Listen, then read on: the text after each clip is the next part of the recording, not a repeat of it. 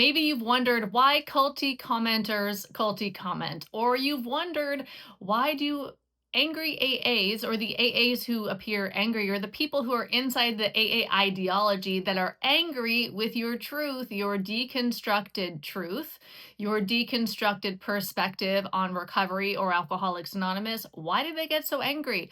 Turns out there is a neurological component to it, and we are going to dive into this today. This is actually a clip that I pulled from inside my Deprogram Lounge. I'll link Deprogram Lounge below. We have live Deprogram Q&As in there, and this was one of the questions that we explored today inside the Deprogram Lounge. I hope you find this super valuable, and I look forward to hearing from you in the comments. All right, let's dive in. Why do some people get defensive when I talk about the cult aspects of AA, even when I'm calm and factual? Have you experienced this? It's funny. The word cult is super triggering. There are words that are super triggering, right? So cult is a super triggering word, but even if you talk about the cult aspects, that can be super triggering. Now, when we think about what's triggering, what happens when we're physically triggered, right? So this is just nervous system 101. When we're triggered, we've gone from like a calm, rested space in our nervous system, which is the parasympathetic nervous system. I always think P for peace, S for stress, S, the sympathetic nervous system. So when our sympathetic nervous system is activated, I call that like activation, right? Sympathetic nervous system activation. That's fight, flight, freeze, or maybe even fawn.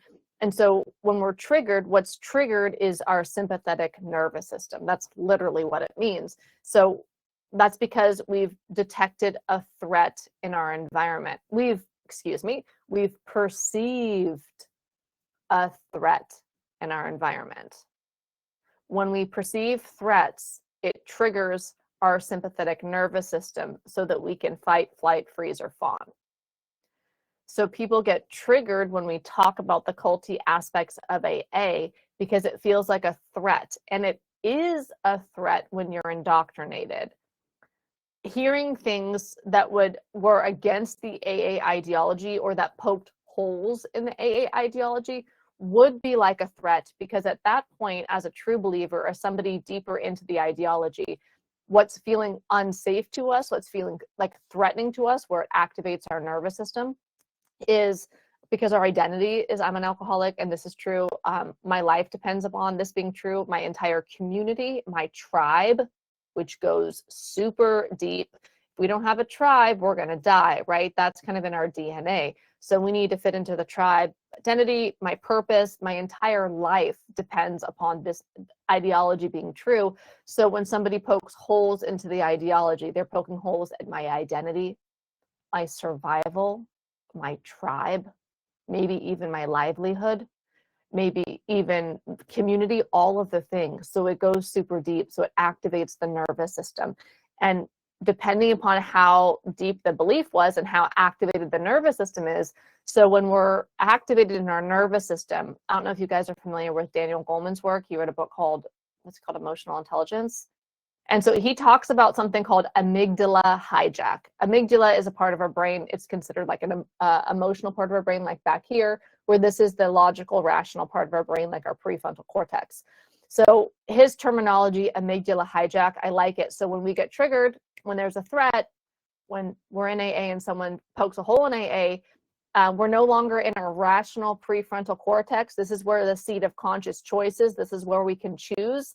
It's as if our amygdala, our emotional center, hijacks the front part of our brain, shuts it off, it deactivates it so that we are in our emotional part of our brain. Think about it, if you're in a car accident and there's a huge, semi or something, and you need to pull the steering wheel really fast to get out of the way, or whatever it is when you are triggered in a threat response.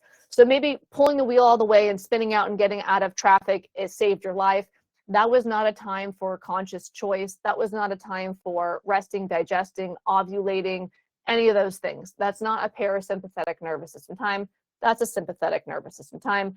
And so when we're in that, when we're triggered, and it's a big trigger, we're not in our prefrontal cortex. We're not thinking logically and rationally. So the question about even when I'm calm and factual, they're not calm and they don't have access to factual parts of their brain. They're not here. They're here. here and here are very different places. When we're coming from here with the logic about why it's not reality, why AA is baloney, they get pulled back here because they're indoctrinated so deep that it feels like a threat, and now they're coming from an emotional place. That's why they go into that like ad hominem one, right? And they make it about you instead of about what you're saying, because now they're emotional.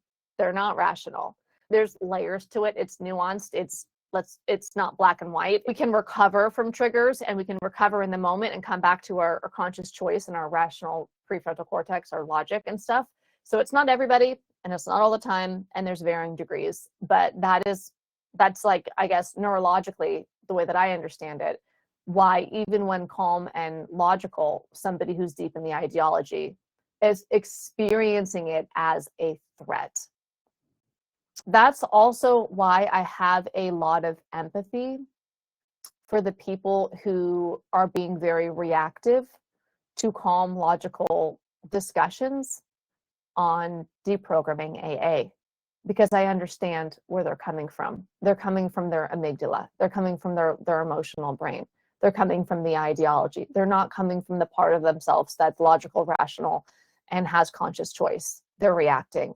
The same way that I like, if, you know, a kid is crying, or if when you can tell that someone doesn't get it because they're not capable of getting it in that moment for whatever reason, they don't speak that language, they're not old enough, they're not mature enough, or they're inside an ideology, it births my own heart like a level of compassion and empathy, where I have a little bit of space to be a little bit kinder, or still remain logical, but not get swept away in the emotion when they're coming from the emotion, because I understand that they're triggered into a part of their brain where that's what they have access to.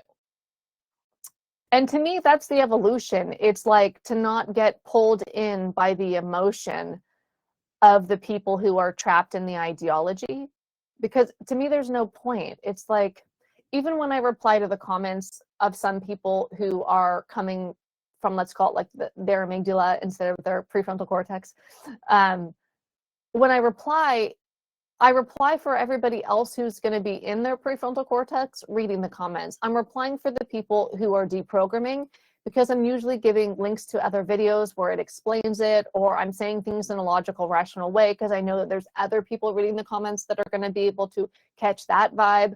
So I look at it more as a place to continue to deconstruct, not for the person that I'm necessarily replying to. I'm not interested in converting anybody anymore. I've deconstructed from the idea that I'm supposed to convert anybody like we did, right? I was trained in AA to convert people. I never really was a converter before AA, before I got converted into Alcoholics Anonymous cult religion. I don't need people to believe like me, but I am interested in encouraging people to think for themselves. I think that's a total vibe. Thank you so much for being here live, the Deprogram live Q&A session. This will be an ongoing thing where we just have this extra deprogramming element inside the Deprogram Lounge. Let's keep getting free. Team Freedom up in here. Bye, guys. Take care. See you next time.